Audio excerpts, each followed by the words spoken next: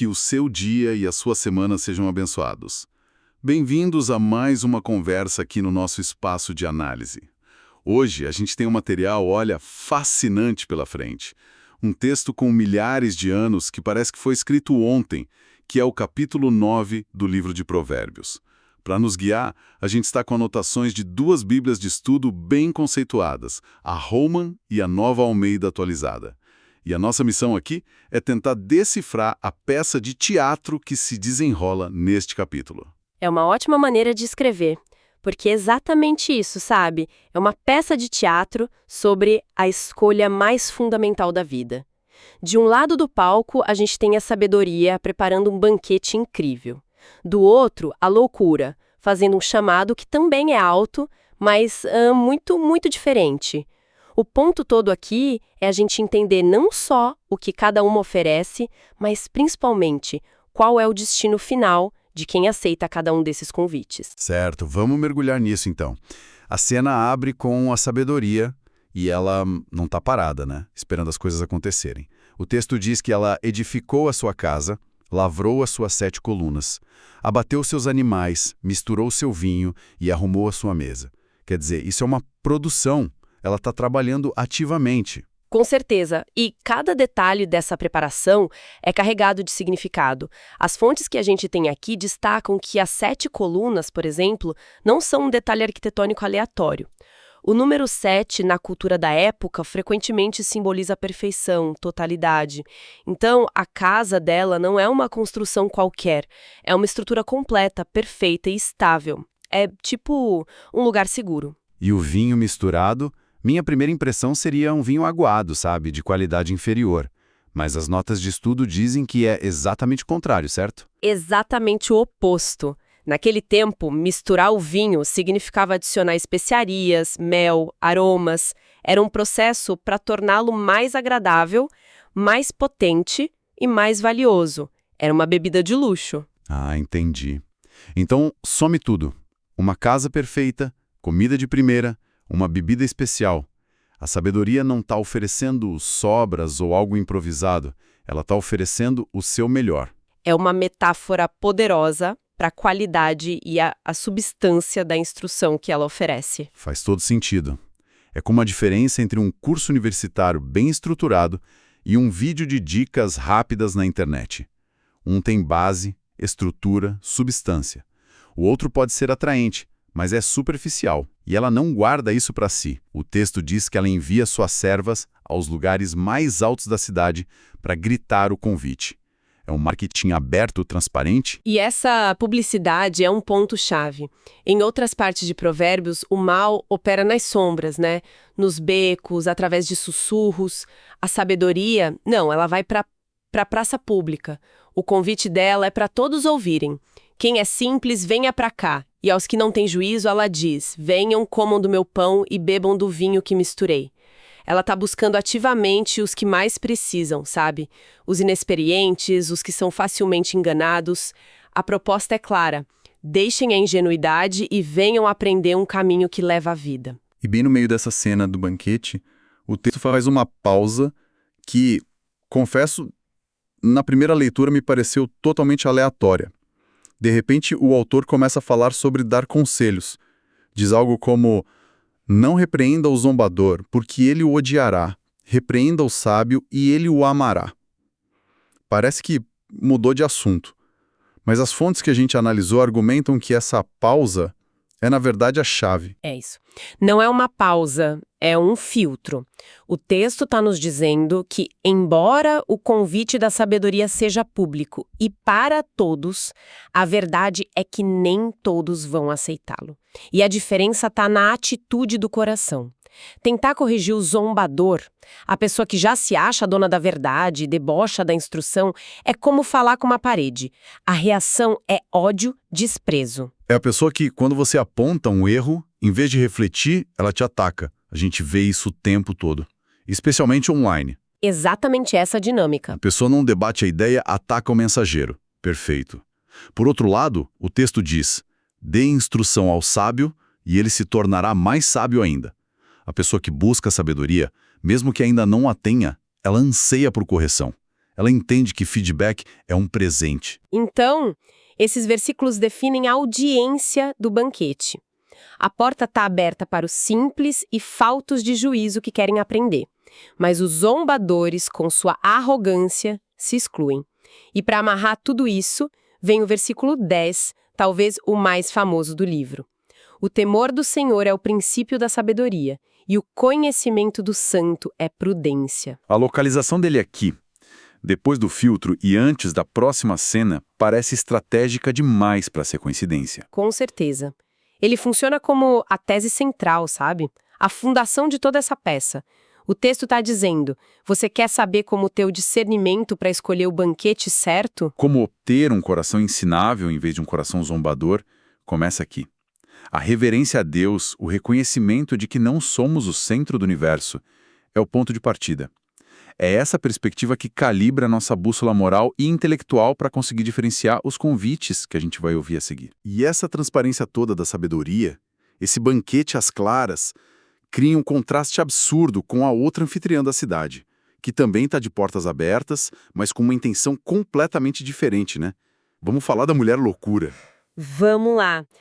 A descrição dela já é o oposto da sabedoria. A sabedoria era ativa, construtora. A loucura é descrita como agitada, insensata e que não sabe nada. Ela não construiu nada. Ela não preparou um banquete.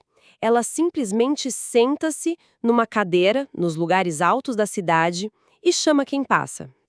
E aqui está a grande sacada do texto, o que o torna tão genial e perigoso. A isca mais eficiente não é aquela que parece obviamente má, Não mesmo. mas aquela que imita perfeitamente o que é bom. A loucura não se apresenta com chifres e um tridente. Ela usa o mesmo marketing da sabedoria. Ela está nos mesmos lugares altos, usa as mesmas palavras no convite. Quem é simples, venha para cá. Isso. E aí que a coisa fica sutil. O que as fontes nos mostram é que o nosso primeiro filtro contra más ideias não pode ser a aparência, tem que ser a substância. A forma é idêntica. Uma pessoa inexperiente, o simples que ambas querem atrair, poderia facilmente confundir os dois convites. A diferença não está no como ela chama, mas no o que ela oferece. Certo. A sabedoria oferece um banquete nutritivo. A loucura, como as notas dizem, é diligente em seduzir para o pecado. Ela não oferece sustento, ela oferece uma emoção momentânea. E a oferta dela é de uma poesia sombria, é muito poderosa. Ela não diz, venham comer do meu pão. Ela sussurra. As águas roubadas são doces, e o pão comido às escondidas é saboroso. Nossa, essa imagem é muito forte. Porque não fala de algo feio ou repulsivo, fala de algo doce e saboroso. A atração pelo proibido é vendida como uma experiência gourmet. É a essência da tentação. A doçura não está no pão ou na água em si, mas no fato de serem roubados e às escondidas. É o prazer da transgressão, é a emoção do segredo. Pense em exemplos modernos. A fofoca no escritório, que parece tão saborosa, o ganho financeiro por um atalho ilícito, o prazer de um relacionamento secreto, a loucura apela para o nosso desejo de gratificação instantânea, sem as complicações da ética e das consequências. É uma inversão completa de valores. A sabedoria diz, venha para minha casa estruturada para um banquete público e honesto que eu preparei para você. A loucura diz, esqueça a estrutura. O que é bom mesmo é aquilo que você pega escondido que ninguém sabe. Uma oferece algo que te constrói em público, a outra algo que te consome em segredo. Perfeito. E essa ideia do secreto é fundamental. O prazer oferecido pela loucura depende do anonimato, da escuridão. Ele não sobrevive à luz do dia. É um prazer que, por sua própria natureza, já carrega a semente da destruição, da vergonha, do isolamento. Enquanto o banquete da sabedoria é comunitário, o pão comido às escondidas é, por definição, uma experiência solitária. Ok, então o palco está montado. A gente tem dois convites, que parecem iguais na superfície, mas são opostos em sua essência.